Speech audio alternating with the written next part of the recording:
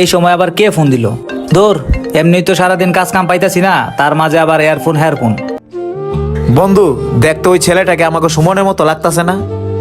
হ বন্ধু, তুই ঠিকই দেখছস, ওইটা তো আমার সুমনই। তুই জানোস বন্ধু, আর আজকে সারাদিন কতগুলো কল দিছি, একটা কল রিসিভ করে নাই। চল ওরে দৌড়ি, আজকে ওর খবর আছে। দাঁড়া দোষ, মাথা গরম করিস না, আর ওই তো আমাকে বন্ধু হয়। হ তুই তো কবি, মাথা গরম করিস না। তুই জানোস ও আমার সাথে কত বড় বাটপারি করছে। কি বাটপারি করছে তোর সাথে? না না বন্ধু, হয়তো এই ধরনের পোলা না। আসলে কি হয়েছে বন্ধু, আমার একটু বুঝায় বলতো। আরে বেটা, 2 দিন আগে আমার কাছ থেকে 1000 টাকা দান নিছে, বলছো আর নাকি কাজ কাম নাই। আমি ভাবলাম রমজান মাস, কাজ কাম যেহেতু নাই, টাকাটা তাহলে দিই। আর আমাকে তো 2 দিন পরেই দিয়ে দিবে বলছিল। 2 দিনের জায়গায় আজকে 10 দিন হয়ে গেছে। দেখতো বন্ধু, ও আমার টাকাটাও দিতেছে না, ফোন দিলে ফোনও রিসিভ করতেছে না। এখন তুই বল কি করতে মন চায়।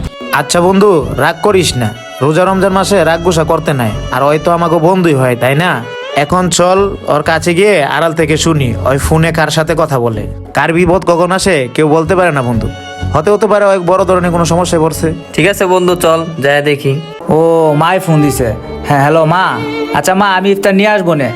আরে তুমি টাকা নিয়ে চিন্তা করো না, আমার কাছে টাকা আছে। আর তুমি ইফতার খাইতে চাইছো, আমার রক্ত বেঁচে হইলেও ইফতার নিয়ে আসবো তোমার জন্য। আচ্ছা আমি এখন রাখি, আমি আসতেছি একটু পরে ইফতার নিয়া। হায় হায়, মানি বেগে তো 1 টাকাও নাই, এখন কি করি? কিরে দোষ, তোরা কখন আসলি? এই তো এখনই আসলাম, দূর থেকে দেখলাম তুই দাঁড়িয়ে দাঁড়িয়ে ফোনে কথা বলছিস, তাই ভাবলাম কাছে যাই। ইমন বন্ধু, তোর টাকাটা আমি সময় মতো দিতে পারি নাই। আমি জানি তুই আমার উপর রাগ করে আছিস। দেখ বন্ধু, রমজান মাস, কোনো কাজ কাম পাইতাছি না, আমার কিছুদিন সময় দে, একটা কাজ পাইলেই তোর টাকাটা আমি দিয়ে দিব না। আচ্ছা ঠিক আছে দিস, কিন্তু কল দিলে ফোনটা তো রিসিভ করবি। দোষ, কি বলবো, লজ্জায় ফোন রিসিভ করি না। আরে বেটা, লজ্জা টজ্জা বাদ দে, চল লুডো খেলি। 500 টাকা বাজি, টাকা কিন্তু নগদ। ইস রে, আমার পকেটে তো 1 টাকাও নাই, এইটাও করে বুঝতে দেওয়া যাইব না। ওরা বলতেছে বাজি খেলবো, একটা চান্স লইই দেখি, যদি জিতে যাই তাহলে বাসায় ইফতারের টাকাটা হয়ে যাইব। কিরে বেটা, কি ভাবতেছস, খেলবি না? আচ্ছা ঠিক আছে চল, আমি রাজি। তাহলে চল নিরিবিলি একটা জায়গায় গিয়ে বসে খেলি। হ্যাঁ তাই ভালো হবে, রমজান মাস কেউ দেখে ফেললে খারাপ ভাববে। সামনে একটা ফাঁকা জায়গা আছে, ওইখানে গিয়ে খেলি। বন্ধু, আমার কিন্তু একটা শর্ত আছে, খেলার সময় কাউরে কিছু বলা যাইব না। আচ্ছা ঠিক আছে, কেউ কিছু বলবো না, ল শুরু কর। একটা 6 ল, এই যে 6, একটা 4 ল, এই যে 4, এই যে ইমন খাওয়া। দেখ, আমার 3টা গুড়ি করে, আর সুমনে 3টা গুড়ি পাকাই লিছে। রাজ, তুই দেখতো বন্ধু ওর একটা গুড়ি ধরতে পারস কিনা। আরে বেটা, চেষ্টা তো কম করতাছি না, কাম হইতাছে না তো। আর দুস, সুমনের একটা মাত্র গুড়িটা পড়ছে, তুই খাস নাই গেলি গা।